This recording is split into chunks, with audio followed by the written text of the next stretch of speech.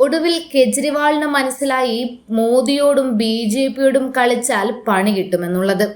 BJPയെ അപകീർത്തിപ്പെടുത്തുന്ന video പങ്കുവച്ച കേസുമായി ബന്ധപ്പെട്ട് കോടതിയിൽ മാപ്പപേക്ഷ നൽകിയിരിക്കുകയാണ് ഡൽഹി മുഖ്യമന്ത്രിയും AAP നേതാവുമായ അരവിന്ദ് കെജ്രിവാൾ.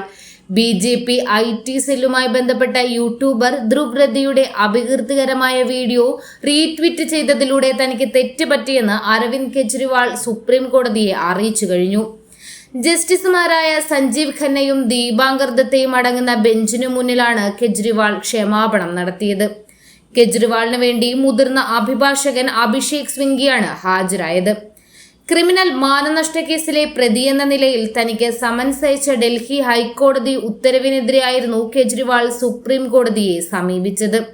കെജ്രിവാളിന്റെ ക്ഷമാപണം കണക്കിലെടുത്ത് വിഷയം അവസാനിപ്പിക്കാൻ ആഗ്രഹമുണ്ടോ എന്ന് അറിയിക്കണമെന്ന് ജസ്റ്റിസുമാരായ സഞ്ജീവ് ഖന്നയും ദീപാങ്കർ ദത്തയും അടങ്ങുന്ന ബെഞ്ച് പരാതിക്കാരോട് ആവശ്യപ്പെട്ടിട്ടുണ്ട്. കെജ്രിവാളിനെതിരായ മാനനഷ്ട കേസ് മാർച്ച് 11 വരെ പരിഗണിക്കരുതെന്നും സുപ്രീം കോടതി വിചാരണ കോടതിയോട് ആവശ്യപ്പെട്ടു കഴിഞ്ഞു. എന്തായാലും മോദിയോട് കളിച്ചാൽ പണി കിട്ടുമെന്ന് കെജ്രിവാളിന് മനസ്സിലായി. ഇനിയെങ്കിലും കെജ്രിവാൾ സൂക്ഷിച്ചില്ല എന്നുണ്ടെങ്കിൽ തന്റെ സ്ഥാനം തന്നെ നഷ്ടമാകുമെന്ന് കെജ്രിവാളിന് മനസ്സിലായി കഴിഞ്ഞു. കൂടുതൽ വാർത്തകൾ അറിയുവാനായി ഈ ചാനൽ സബ്സ്ക്രൈബ് ചെയ്ത് ഫോളോ ചെയ്യുക.